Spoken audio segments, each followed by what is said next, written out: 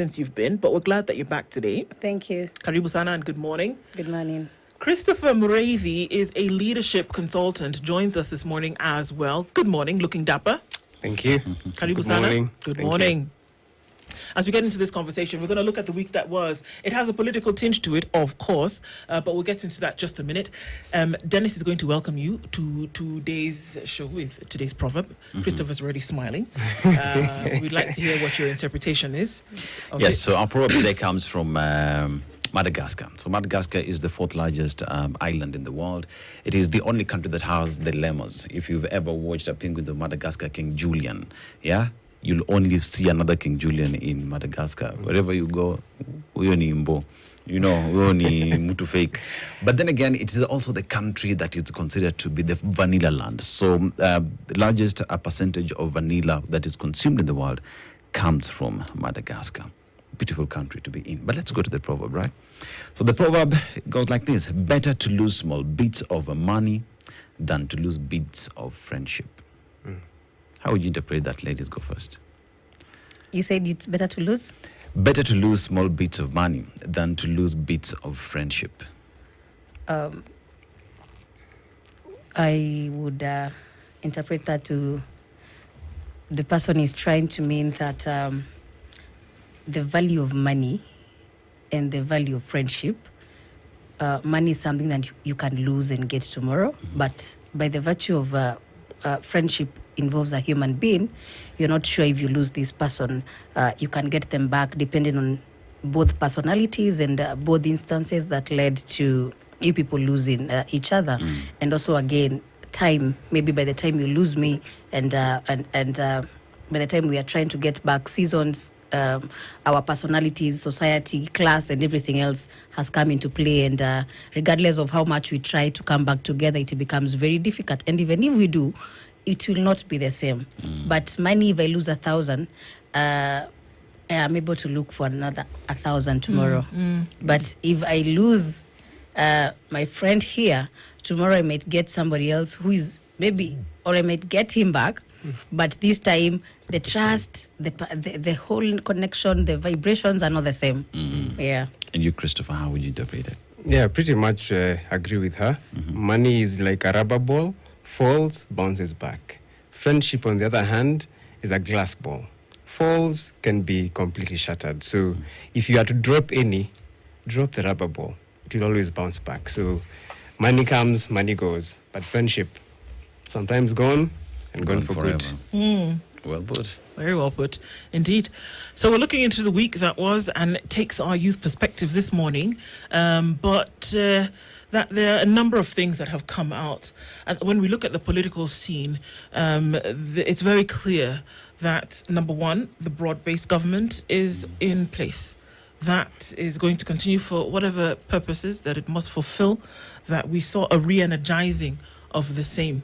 And this broad-based government that came into place came as a result, from what we are told, of the protests that took place in 2024 around June 25th. And a broad-based government was necessary for certain entrenchment to take place.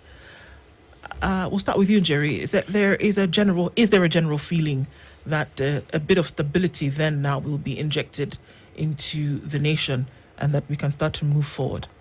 With now the broad-based? Well, now with the re-energizing of it, it's now 2.0.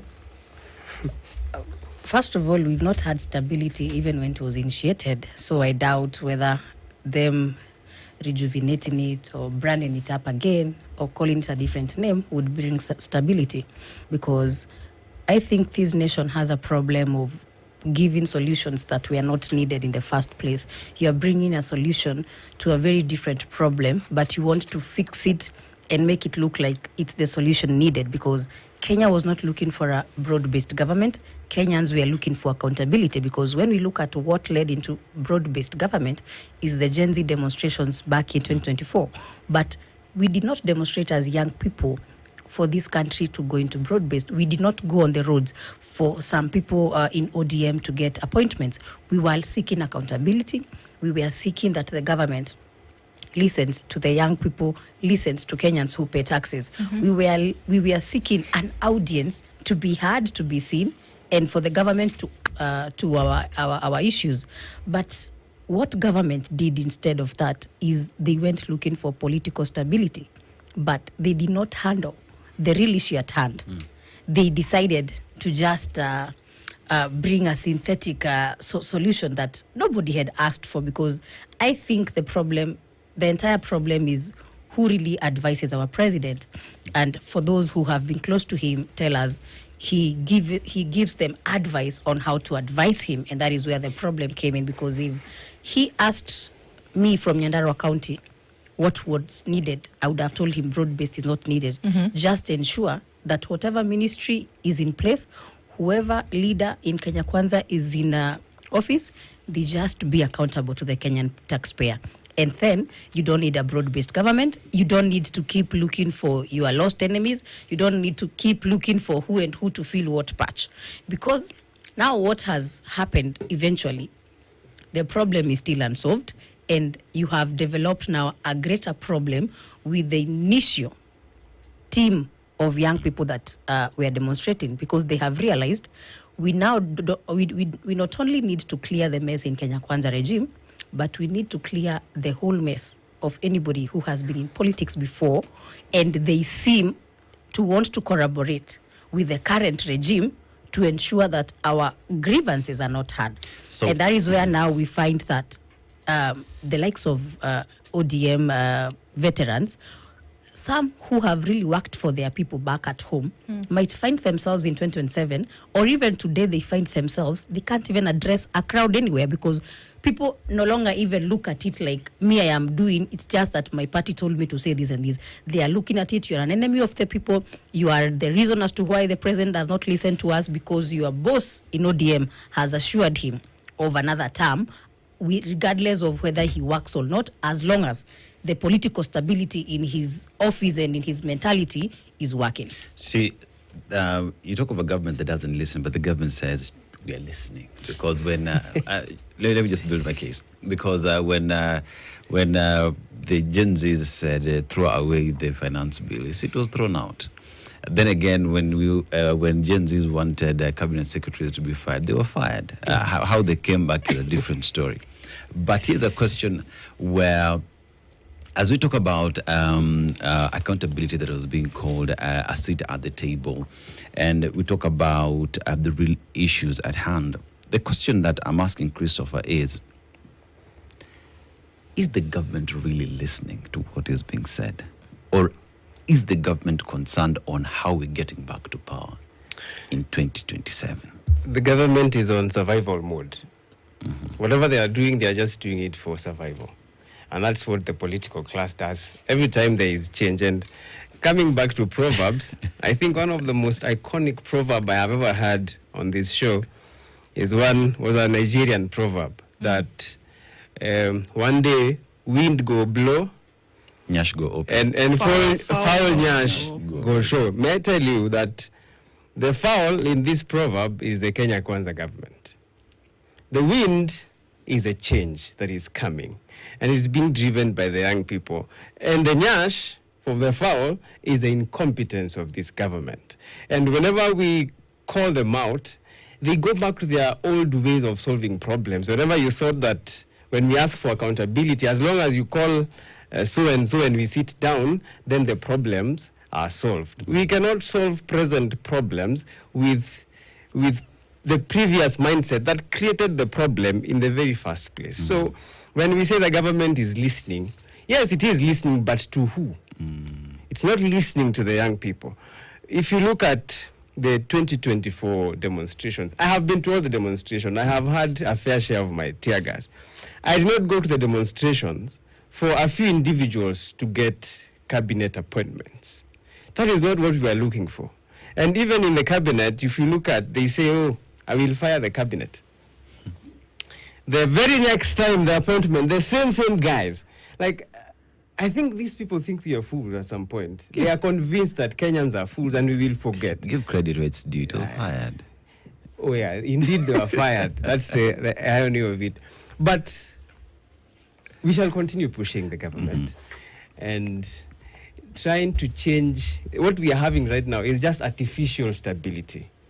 It just needs one crisis and we'll be back to where we began. So I do not think that the government is keen on solving the problems that the youths have raised. And we are only calling for accountability.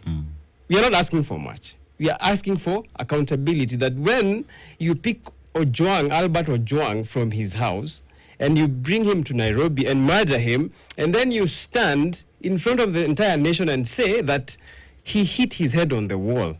That from Homa Bay, there were no walls in Homa Bay. He found walls in Nairobi. And that is the National Police Service saying that, an institution that we have entrusted with taking care of our security. And this goes beyond the national security. It shows that there's a problem at the top. What does accountability look like, Njeri?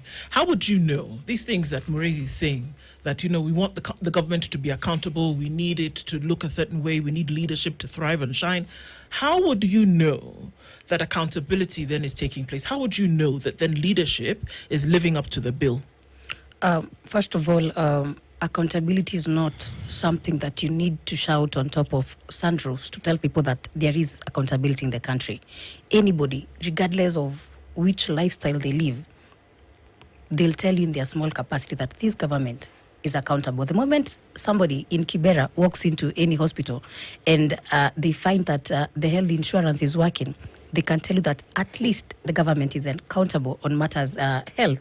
When anybody who is a parent or anybody who is a student walks to school and they can learn without having to close 1 week prior or 2 weeks prior, or in a situation where we are finding that school buses are being auctioned because government promised capitation, it's not yet delivered, auctioneers in your hour, in accountability. For me as a young person, I've always emphasized that when the government is accountable, we don't need to be told. I will feel it in my pocket. I'll feel it as an employer that accountability is happening in this country. When I look at the input and the output in my company, as a young business person, I can be able to tell when the government is accountable of my taxes, because I can see how my taxes are being used. When I go back to Nyandarua County or when I go to Kisumu County and I am walking into development, I am looking at projects that were started at a certain time, finished on time, and I can be able to see from the accountability data that this money was spent during this duration, it was paid to so and so. But welcome to Kenya, where projects will be stalled, but we can wake up one morning and we find a delegation of 100 people flying with a private jet to just go see White House in the US, to go for some photo sessions, then come back. Welcome to Kenya, where we can talk about when a module is being brought up. We already have one in place, but instead of us upgrading, we realized, no, we need new names. And the new names that we need is the same name that Njeri had, the same ID number. But I think we just want it in a different style. I don't know whether it's how we write it down, because I've never understood to date why we had to spend close to 100 billion for us to have the same data that NHIF had. I mean, we're in technology. The world is very evolved in terms of technology. I would have expected even today, if I have a phone and I want to change into another, I can just transfer data. But 100 billion is it? Then again, welcome to a country where you will listen to the deputy president talk of empowerment. And at the end of the day, media tells us that the empowerment was 64 shillings. And it begs now, we beg to ask as young people, why do you need to bring people foodstuffs and call it empowerment when basically these people can't afford basics like education? They can't afford healthcare. They can't even afford just the basics of any other person as a Kenyan. And finally, we get to see that the person who is bringing development, when we look at his whole life as a civil servant, the money he's bringing to develop, because there is nothing in the budget called empowerment programs. We don't have such amounts of money, but we see them running in 2 months. Somebody has spent 100 million and they tell us it's their money. You see somebody's building a church and they tell you it's their money, but you are going to build the church on public land. You've not given us the process that you used. There is no legal documentation to show that you did it legally, And when we look at how much you are earning and how much you are doing charity with and building churches, giving empowerment, it does not tarry. Even if you are the president, nobody can afford to throw away 100 million in a month or two. Why would you give 20 million donations, sadaka, to a church when there is a school somewhere in your constituency, back in Tarakaniti, that is built of mud, that a student can just sit and see outside? They can't even, if it rains, those people can't have basic learning. Then when you listen to Njeri come to studio in the morning and tell your government to be accountable, what do? You ensure that that weekend, that young person sleeps in the cold floors. And, I saw a clip of Milimani Law Courts whereby the magistrate said, the DCI and the CAK officers have to show up, come rain, come sunshine, because you cannot bring a Gen Z to court because they put somebody in a coffin. Then when it's time to testify, when it's time for the hearing, you tell us that the officers are on a workshop. The DCI officer is in a workshop. The CAK officer is in a workshop. But the Gen Z has been, the cold cells has been in the dock from day one. Meaning you brought somebody to a parking dock. Yani, you've made our serious courts to be a parking lot for the young people to just come, you throw them there, and they don't care which charges they bring onto you, because I've been to court and somebody has been brought for terrorism.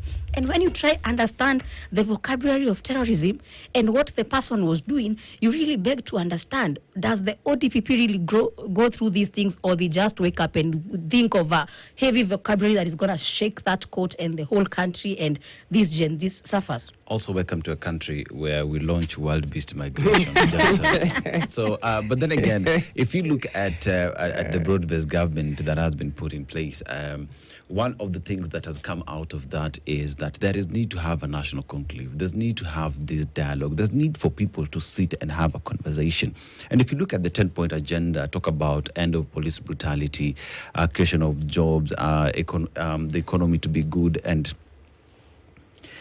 does not need a conclave or national dialogue for such things to happen, because those are things that governments anyway ought to provide to their citizenry. But let's take the route of having a dialogue and a national and a conclave. Is that something that Kenya needs to have, or do we just need that constitutionalism to be respected, Christopher? But have you noticed that the word conclave and the word conman, they both start with con? Oh, wow. Okay. This is another con game. I mean, we have had so many conclaves in different names. We have the NADCO, we have so many reports. By the way, whenever the government does not want to do something about an issue, they call for a task force or a dialogue.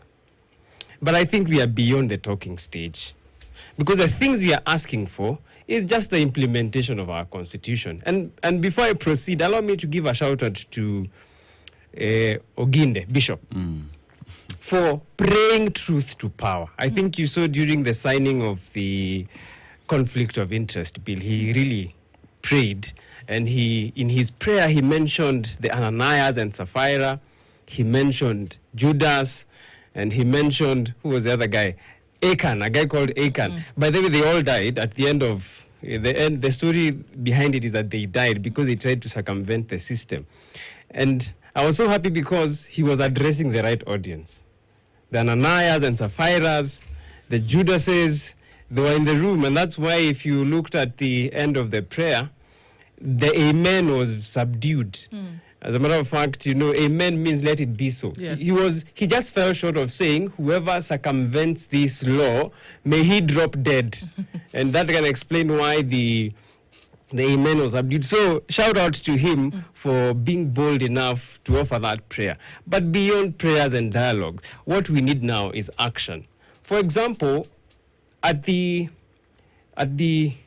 during 24 demonstration, after the demonstrations, the president promised, I am going to reduce the number of advisors by 50%. Then there were 7. Today, there are 21, if not more. They have more than tripled. What dialogue do you need to implement that? He then went ahead and said, we shall reduce expenditure. There will be no more harambes. Now, who is the person contributing the most in harambes in churches? The very person who said that we will stop this. What dialogue do we need for that? May I tell you, there is no dialogue or law that can legislate bad manners. And what we just have right now is bad manners in our governance. And as she was talking about accountability, see, accountability is simply when you're wrong, say I'm wrong. Because the currency of leadership is trust. People will only follow you to the extent that they trust you. The day that you lose the trust with the people is the day that they stop following you. And often I have said that he who thinketh that he leadeth, yet no one followeth, is simply taking a walk. You are a hiker, not a leader. And right now, these guys are just hiking by themselves in a name called broad-based. But the people are not with them. They might find their way to the summit, though, and I think that's a question that I want to come back and ask. That summit will be Sugoi. That's what many see the summit being the election 2027, and somebody might come out the winner of all of this if certain things don't happen. And that's what we want to come back and talk about this break, because there's a question for both of you in terms of, actual things that can be done and the things that will lead up to those. I'll ask you that in a minute when we come back from that. Have you gone to your Loop app in the meantime? If you've not gone to your Loop app, what on earth are you waiting for? So you have that financial emergency, those urgent funds needed, and Loop is saying, you guys, you know what, come and get the Loop quick loan. And that's what you do when you get onto the Loop app and you go to the Grow tab. You will find the opportunity to then apply 100,000 shillings is what you can apply for, with very, very minimal interest rates. Also, you're not going to have to line up, no paperwork, no going down to the branch and waiting in a long line of people. You don't have to worry about any of that. In a matter of minutes, you can get it done. Take a screenshot of your application, send it to us on our DMs, Spice FMKE. It could be you who gets extended 5,000 shillings going into the weekend. That's a lot that can be done with that. Go to your Loop app. It's not just an app, it's a lifestyle.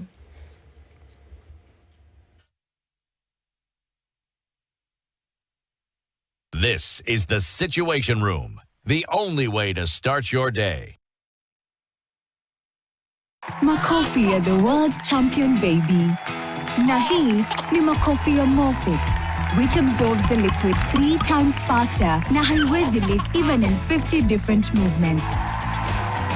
Renewed Morphix, ultimate quality. Every now and then, fake news might pull a few strings, but when it comes to reporting the facts, there's only one tune we dance to, our own. For more than 100 years, The Standard has delivered insightful fact-based journalism. And you can't fake that. Hey Baba, Olodumare, one and only, the giver of life, everybody telling me to. Everybody telling me to. Well, everybody telling me to. Go shorty. We gon' party like it's your birthday. Go. make Desperado. DJ Tatua. Amigo, Balotelli, ladies to give me fuck.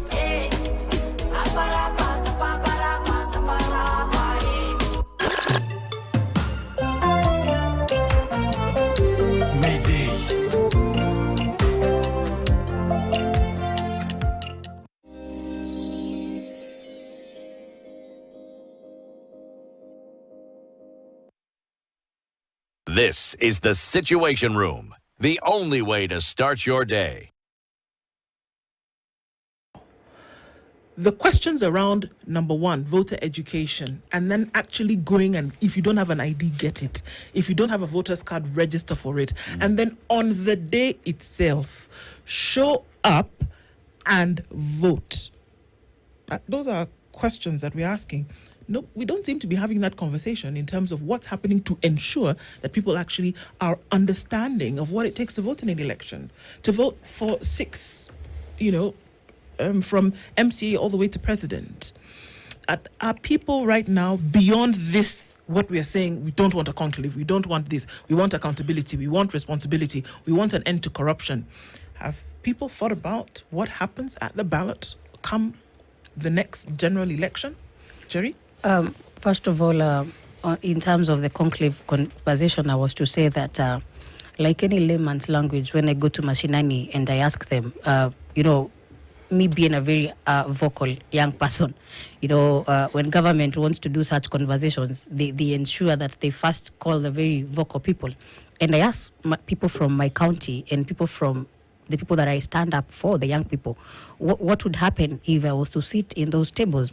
And they tell me, for one, you would not really be at the table with factual information, because the people, the Gen Z who were murdered, are the only ones who can tell us stories of how it was done, when, and by who.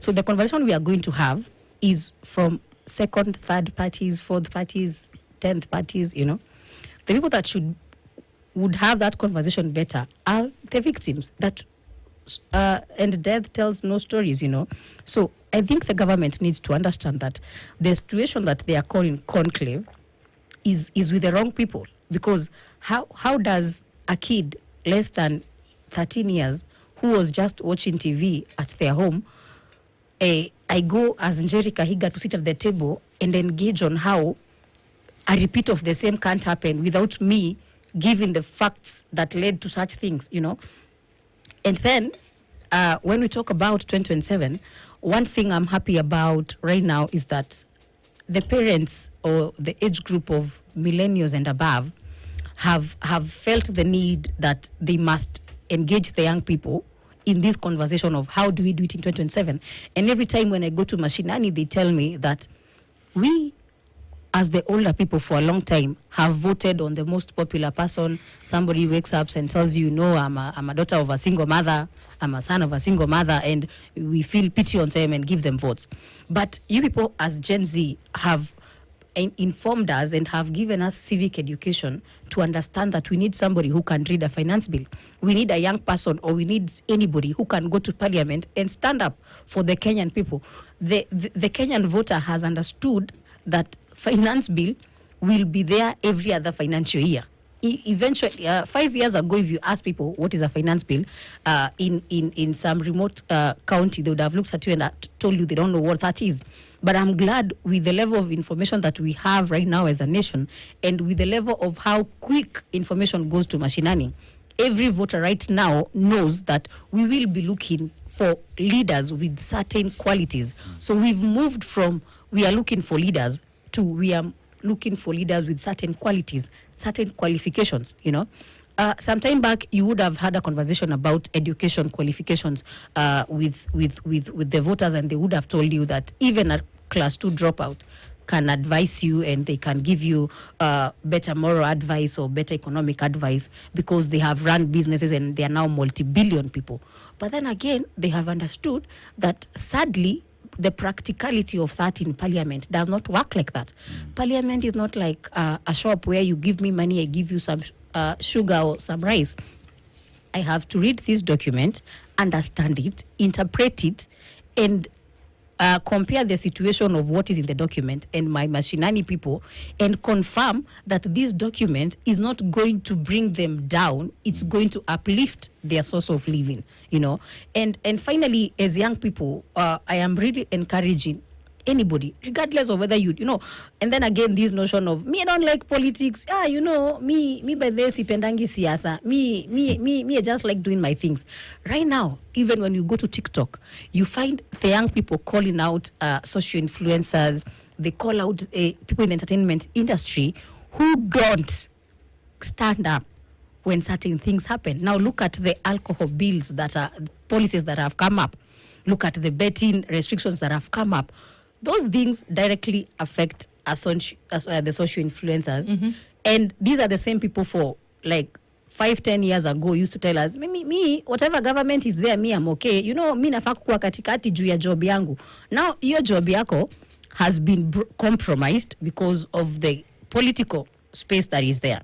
So we are now in a country where everybody feels they want to get involved. Because if you don't get involved, because your industry is not affected today, tomorrow you will wake up and you'll be like, oh, we can no longer have brand ambassador jobs because bettings are no longer being done on media.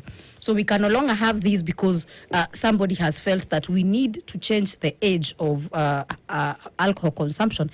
And sometimes I think we have a government that creates a problem, then solves it after a week or after a month or after 3 months, to simply say we are working. And even if they solve it, they forget that the the negativity that it caused within those 2, 4, 5 months can never be repaid, because imagine of a university student who dropped immediately the school fees skyrocketed. That person probably saizi ashanfungua kibanda mahali, ashanunua trolley ya kuuza mayai. Then 6 months later, you now saying, oh, as government, we've listened, and by the way, we've instructed the schools to use this kind of school amounts. This person already lost hope.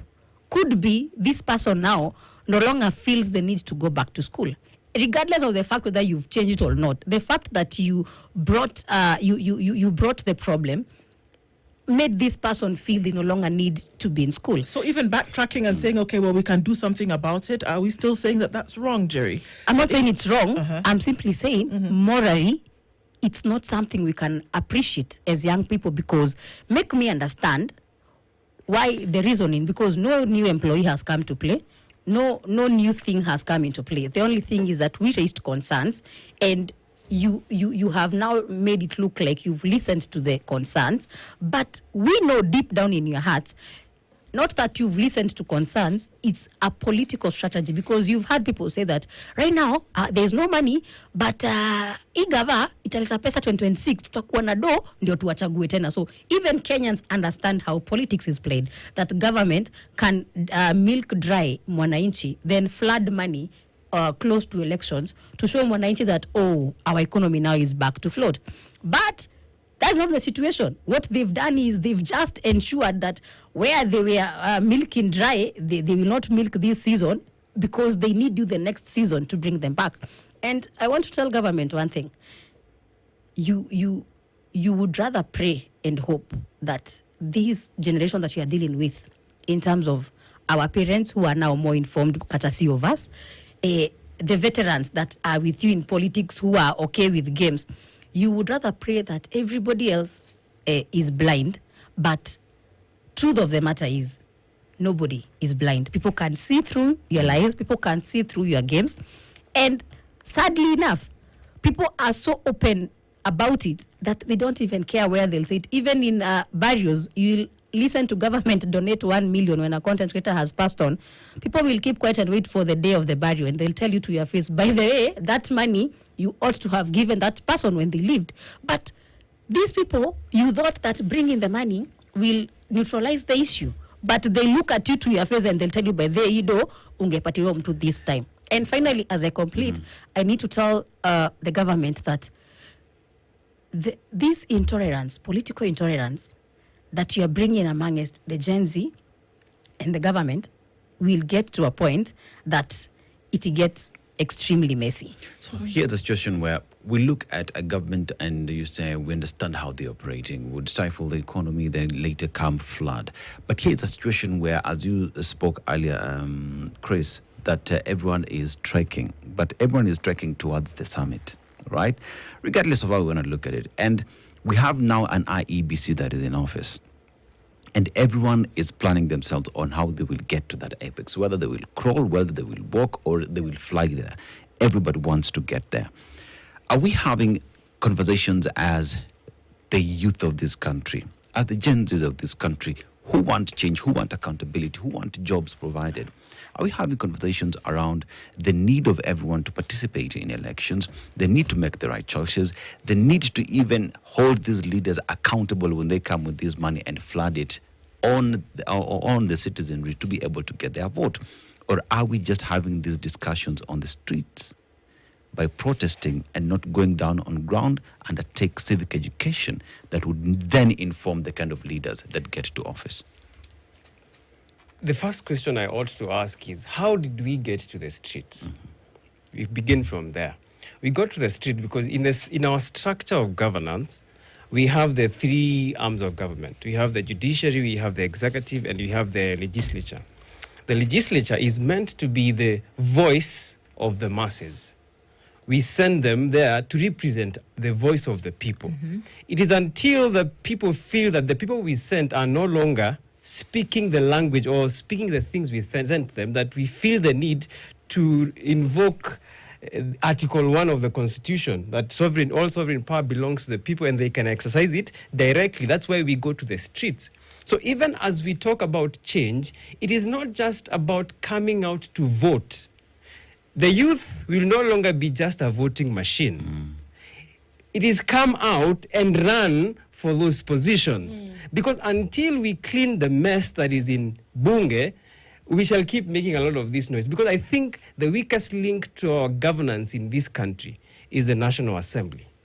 If you talk about a punitive finance bill, who passed the punitive finance bill? Bunge. When we talk about maybe an incompetent CS, that CS went through a vetting process. Where? In Bunge, and they approved it. When we talk about IEBC and whatever you raising the debt ceiling. Raising the debt ceiling, that all happens in Bunge. So where the cleanup needs to happen is Bunge. By the way, the president doesn't have to go for the 5 years. That is, we have a provision in the Constitution that Bunge can actually impeach the president. But if you look at the current Bunge that we now have, they are singing, they have joined the State House Symphony, just singing to the crescendo of the Kenya Kwanza government. So even as we talk about agitating for good governance, we must participate in politics. And I dare quote Abraham Lincoln, who said, failure to participate in politics, you end up being ruled by your inferiors. And as we have seen in this country, people who inform policy, it is rumored that some of them are primary school dropouts, yet they are driving policy in this country. And then you wonder, what's wrong? Where are we headed as a nation? So as the young people, besides going to the streets, that's an option, but with the same energy and with the same zeal and with the same vigor, we must participate in actually capturing power. And I want to urge the young people, power is not given. Power is taken. The people who are already there don't want to relinquish those positions. We must take it by force through the ballot. So even as we come to these studios, we don't just come to make noise here. Some of us are very engaged in the grassroots. Some of us will be running for those positions because we believe we can do much better. Tell me about this grassroots engagement, because that seems to be where the rubber hits the road here. That how many people are informed about this, educated. The number of people that we've been told from former IEBCs who get onto a ballot paper, for example, are not even quite sure how to mark it, even if the thing is standing there. Marking a ballot, first of all. Talk less of then making a connection between how you see debt, for example, how you see debt in the country, and that how relates directly to the individual that you have voted to be in a particular place. Are we making the connection for people to understand that the decision you make at the ballot for your member of parliament, this person is going to sit in a plenary sometime in the future and make a decision about the debt that your country will take, which then has a forbearance on the taxes that you pay. Are we making that connection for people so that when I go to the ballot, as this young person that you're talking about is going to storm parliament, are they making that connection? Do we know? Are we training? Are we teaching? Are we learning? Are we understanding? Because I dare say that without that, even if you have Jesus Christ himself on the ballot, it won't make a difference. I think there are two great motivators for human beings. One is pleasure, the other is pain. And the pain that this government has meted on the people, they are feeling it at an individual level. You see, for a long time, the middle class has been accused of not participating in politics because somehow they did not feel the impact of the policies made by government. But right now, because of the payslip, I believe everyone is feeling the pain. And when the payslip, you have a payslip, has been milked dry, so much so that the milk is over, the water is over, now it's just blood that is remaining on the payslip. The money you used to send to your folks back in shags, you no longer have that luxury, that headroom to send the money. So they no longer receive the money they used to receive from you. So that pain is so much in this country that people don't need much more encouragement. They already feel the pain. And now the part that is remaining is to let them know that, you see, this pain you feel right now has been caused by certain policies that have been passed by the person you sent to parliament who chose not to listen to you, but decided rather to play to the tune of those who did not send them there. So if you want change, you must send better people who are willing to listen to what you're saying, because at the end of the day, democracy is a government for the people, of the people, and by the people. At the end of the day, it must be for the people. It can't be for just a few people in this country. And as I let my sister also chime in, I want to quote an economist, a 19th century French economist. His name was Bastiat. And he said, when plunder becomes a way of life for a group of men in a society, over the course of time, they create for themselves legal systems that authorize it and a moral code that glorifies it. A legal system that authorizes it and a moral code that glorifies it. For a long time in Kenya, we have often glorified thieves and vilified saints for a long time, because people never used to feel the pain of the person you actually elect. Right now, the 60 or so Gen Zs who were killed in 2024, who killed them? It is not the gun that killed them. It is their member of parliament who did not listen to them when they said we don't want this bill, and went ahead and passed it, and then that necessitated the Gen Z to go to the streets, and that's where they met their death. The person who killed that person, that Gen Z, that young person, is not the bullet. It is a bad leadership. And for that reason, it touches directly to the pain that every Kenyan is feeling right now. And if you ask me, what do I want? Do I want a house or do I want to be alive? I will choose being alive any day. Do I want empowerment, the 64 shillings, or do I want to be alive? I choose to be alive any single day. Anything plus death is not worth it. So we are actually doing a lot of civic education on the grassroots. We are letting the people know, hey, the choice you make, indeed, choices have consequences. And in physics, Newton's third law of motion says for every action, there's an equal and opposite reaction. So when we are crying about bad leadership, truth be told, those leaders did not fall from heaven. We put them there. To improve the situation, we just need to put better leaders on those positions. Are demanded by processes. And that is what I'm asking. Are we plugged into those processes to say that, you know what, we can involve, we can activate, we can engage, which absolutely is necessary. But are we ready? Kenyans are quite ready, but unfortunately, first of all, Kenyans are very disappointed because IEBC said that they don't have the legal procedure in place for Kenyans to recall their members of parliament. Yes, now, they did, I am worried. We have the procedure to impeach a deputy president and embarrass ourselves in the whole world, but we don't have the procedure to impeach the MP who impeached the deputy president. That is double standard, you know. And they didn't say this when the impeachment of the deputy president came on the table, because if they did, we as Kenyans would have said, then that house does not have the moral grounds to then impeach somebody, because if you can't be impeached on accountability, on corruption, on anything, why would you have the moral authority to tell us so-and-so should be impeached? Finally, I need to tell the young people that we as young people who are vocal enough and are trying to make a better country tomorrow and trying to go to parliament, because as I've always said, I'm going to vie for women rep Nyandarua County. But I have a problem with a government that does not want to work and does not want Kenyans to be told what a working leader looks like. Because it's okay for the president to go to church in Kariobangi. It's okay for the president to go to church in AIC Machakos. But it is not okay for opposition to go into church in Nyandarua, in Nakuru, in Murang'a, in wherever they want to go to church. That we have gotten, the bar is too low politically that we go to churches and listen to pastors tell us that they've had to switch off their phones for the last 1 week from Monday, ever since they told their members that the committee agreed that certain visitors from a political affiliation can come to church. Now they have to switch off their phones because they'll be called day in, day out. You know, I was in Nakuru when DCP members and our leaders were tear gassed. And do you know how sad it was to walk into church 9 a.m. and at the entrance of the church is a cruiser Land Cruiser with policemen, with those, those rungus, those helmets, I'm going to church, for God's sake.